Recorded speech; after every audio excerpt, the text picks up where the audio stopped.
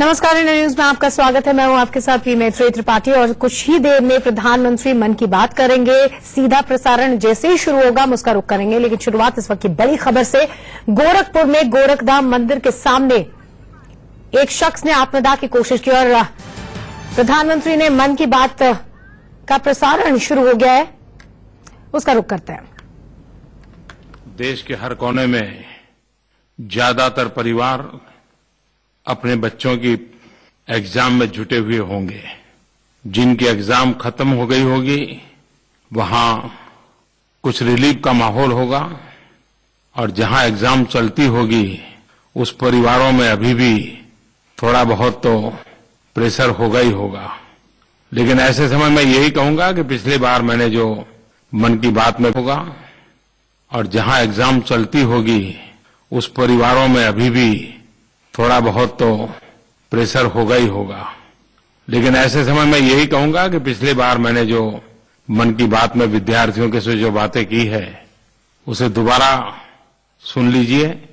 परीक्षा के समय वो बातें जरूर। आज 26 मार्च है। 26 मार्च बांग्लादेश का स्वतंत्रता का दिवस है। अन्याय के खिलाफ एक ऐतिहासिक लड़ाई बंगबंधु के नेतृत्व में बांग्लादेश की जनता का अभूतपूर्व विजय।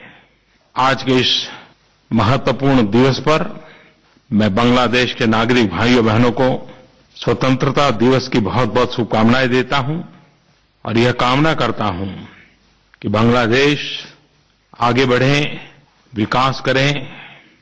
और बांग्लादेशवासियों से भी मैं विश्वास दिलाता हूं कि भारत बांग्लादेश का एक मजबूत साथी है, एक अच्छा मित्र है, और हम कंधे से कंधा मिलाकर के इस पूरे क्षेत्र के अंदर शांति, सुरक्षा और विकास में अपना योगदान देते रहेंगे।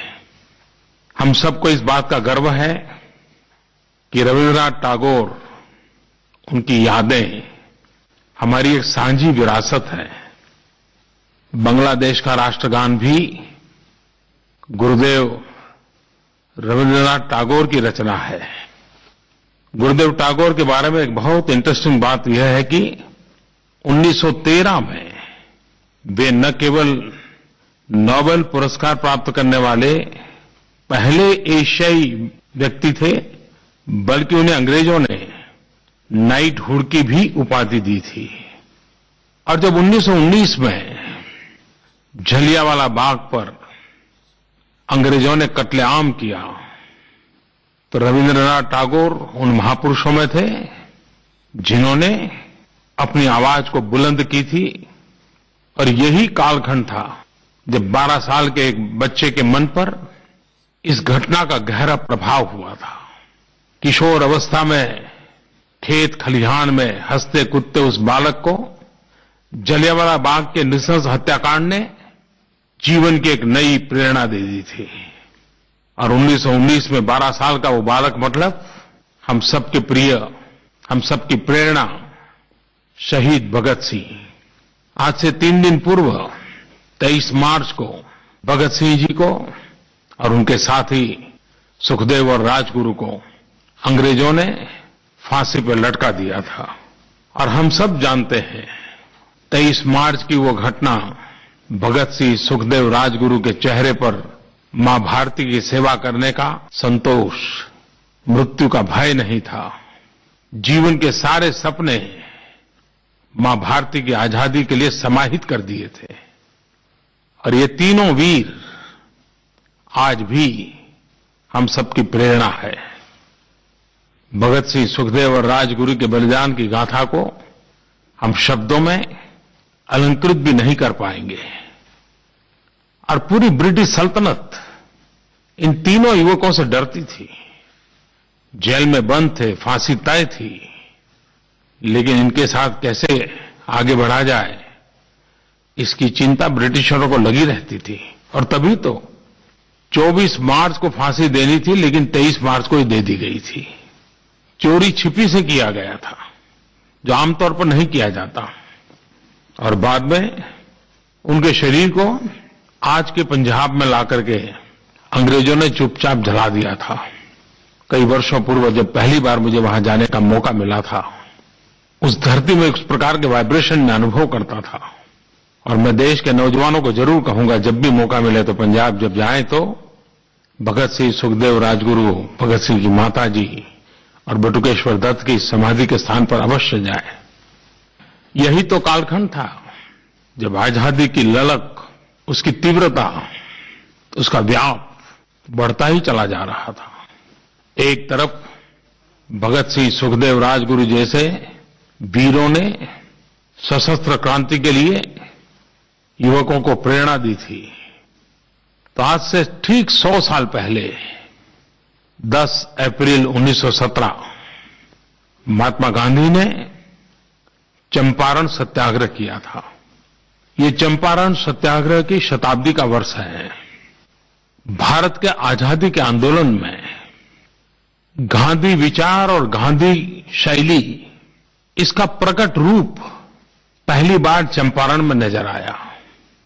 आजादी की पूरी आंदोलन यात्रा में एक टर्निंग पॉइंट था, खास करके संघर्ष के तौर तरीके की दृष्टि से।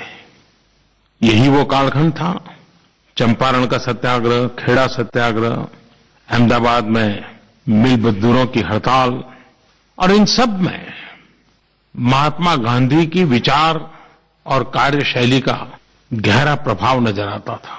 1915 में गांधी विदेश से वापस आए और 1917 में बिहार के छोटे से गांव में जाकर के उन्होंने देश को नई प्रेरणा दी। आज हमारे मन में महात्मा गांधी की जो छवि है, उस छवि के आधार पर हम चंपारण सत्याग्रह का मूल्यांकन नहीं कर सकते हैं। कल्पना कीजिए कि एक इंसान जो 1915 में हिंदुस्तान वापस आए, सिर्फ 2 साल का कार्यकाल, न देश उनको जानता था, न उनका प्रभाव था, अभी तो शुरुआत थी। उस समय उनको कितना कष्ट झेलना पड़ा होगा, कितनी मेहनत करनी पड़ी होगी, इसका हम अंदाज कर सकते हैं। और चंपारण सत्याग्रह ऐसा था कि जिसमें महात्मा गांधी के संगठन कौशल्य, महात्मा गांधी की भारतीय समाज के नब्ज को जानने की शक्ति, महात्मा गांधी अपने व्यवहार से अंग्रेज सल्तनत के सामने गरीब से गरीब, अनपढ़ से अनपढ़ व्यक्ति को संघर्ष के लिए संगठित करना, प्रेरित करना, संघर्ष के लिए मैदान में लाना, ये अद्भुत शक्ति के दर्शन कराता है। और इसलिए जिस रूप में हम महात्मा गांधी की विराट का को अनुभव करते हैं, लेकिन अगर 100 साल पहले के गांधी को सोचें, उस चंपारण सत्याग्रह वाले गांधी को, तो सार्वजनिक जीवन की शुरुआत करने वाले किसी भी व्यक्ति के लिए चंपारण सत्याग्रह एक बहुत ही अध्ययन का विषय है। सार्वजनिक जीवन की शुरुआत कैसे की जा सकती है, खुद कितना परिश्रम करना होता है, और गांधी ने कैसे किया था, यह हम उससे सीख सकते हैं। और वो समय था जितने बड़े बड़े दिग्गज नेताओं के हम नाम सुनते हैं, गांधी ने उस समय राजेंद्र बाबू हो, आचार्य कृपलानी जी हो, सबको गांवों में भेजा था। लोगों के साथ जुड़ करके लोग जो काम कर रहे हैं उसी को आजादी के रंग से रंग देना, इसके तरीके सिखाए थे। और अंग्रेज लोग समझ ही नहीं पाए कि गांधी का तौर तरीका क्या है। संघर्ष भी चले, सृजन भी चले, और दोनों एक साथ चले। गांधी ने जैसे एक सिक्के के 2 पहलू बना दिए थे, एक सिक्का का एक पहलू संघर्ष तो दूसरा पहलू सृजन। एक तरफ झेल भर देना तो दूसरी तरफ रचनात्मक कार्यों में अपने आप को खपा देना। एक बड़ा अद्भुत बैलेंस गांधी की कार्यशैली में था। सत्याग्रह शब्द क्या होता है, असहमति क्या हो सकती है, इतनी बड़ी सल्तनत के सामने असहयोग क्या होता है, एक पूरी नई विभावना गांधी ने शब्दों के द्वारा नहीं, एक सफल प्रयोग के द्वारा प्रस्थापित कर दी थी। आज जब देश चंपारण सत्याग्रह की शताब्दी मना रहा है, तब भारत के सामान्य मानवी की शक्ति कितनी अपार है, उस अपार शक्ति को आजादी के आंदोलन की तरह स्वराज्य से सुराज्य की यात्रा भी 125 करोड़ देशवासियों की संकल्प शक्ति, परिश्रम की पराकाष्ठा, सर्वजन हिताय सर्वजन सुखाय, इस मूल मंत्र को लेकर के देश के लिए, समाज के लिए कुछ कर गुजरने का अखंड प्रयास ही आजादी के लिए मर मिटने वाले उन महापुरुषों के सपनों को साकार करेगा। आज जब हम 21वीं सदी में जी रहे हैं, तब कौन हिंदुस्तानी ऐसा होगा जो भारत को बदलना नहीं चाहता होगा? कौन हिंदुस्तानी होगा जो देश में बदलाव के लिए हिस्सेदार बनना नहीं चाहता हो? 125 करोड़ देशवासियों की यह बदलाव की चाह, यह बदलाव का प्रयास, यही तो है जो नए भारत, न्यू इंडिया, इसकी मजबूत नींव डालेगा। न्यू इंडिया न तो कोई सरकारी कार्यक्रम है, न ही किसी राजनीतिक दल का मैनिफेस्टो है, और न ही यह कोई प्रोजेक्ट है। न्यू इंडिया 125 करोड़ देशवासियों का आह्वान है। यही भाव है कि 125 करोड़ देशवासी मिलकर के कैसा भव्य भारत बनाना चाहते हैं। 125 करोड़ देशवासियों के मन के अंदर एक आशा है, एक उमंग है, एक संकल्प है, एक चाह है।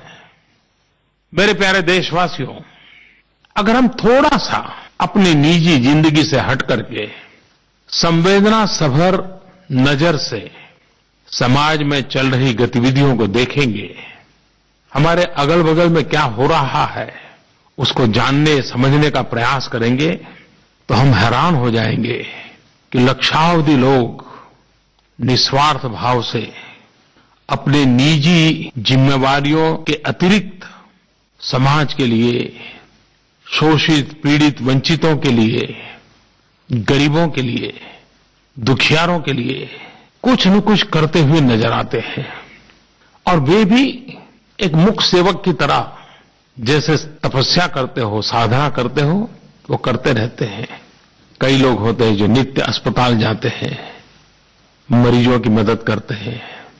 अनेक लोग होते हैं पता चलते ही रक्तदान के लिए दौड़ जाते हैं। अनेक लोग होते हैं कोई भूखा है तो उसके भोजन की चिंता करते हैं। हमारा देश बहुरत्ना वसुंधरा है। जन सेवा ही प्रभु सेवा, ये हमारी रगों में है। अगर एक बार हम उसको सामूहिकता के रूप में देखें, संगठित रूप में देखें, तो कितनी बड़ी शक्ति है। जब न्यू इंडिया की बात होती है तो उसकी आलोचना होना, विवेचना होना, भिन्न नजरिए से उसे देखना, ये बहुत स्वाभाविक है और ये लोकतंत्र में आवकार्य है। लेकिन और प्रधानमंत्री की मन की बात का प्रसारण हो रहा है, सीधे उसका रुख करते हैं। ने इस काम को आगे बढ़ाने का संकल्प भी किया है। 14 अप्रैल डॉक्टर बाबा साहब आम्बेडकर की जन्म जयंती है और बहुत पहले से जैसे तय हुआ था 14 अप्रैल को बाबा साहब आम्बेडकर की जन्म जयंती पर इस डीजी मेला का समापन होने वाला है। 100 दिन पूरे होकर के एक आखिरी बहुत बड़ा कार्यक्रम होने वाला है। बहुत बड़ा ड्रॉ का भी उसमें प्रावधान है। मुझे विश्वास है कि बाबा साहब आम्बेडकर की जन्म जयंती के जितने भी समय अभी हमारे पास बचा है, भीम ऐप का हम प्रचार करें। नकद कम हो कैसे हो, नोटों का व्यवहार कम कैसे हो, उसमें हम अपना योगदान दें। मेरे प्यारे देशवासियों, मुझे खुशी है कि मुझे हर बार जब भी मन की बात के लिए लोगों से सुझाव मांगता हूं, अनेक अनेक प्रकार के सुझाव आते हैं। यहाँ रुक रहे हैं और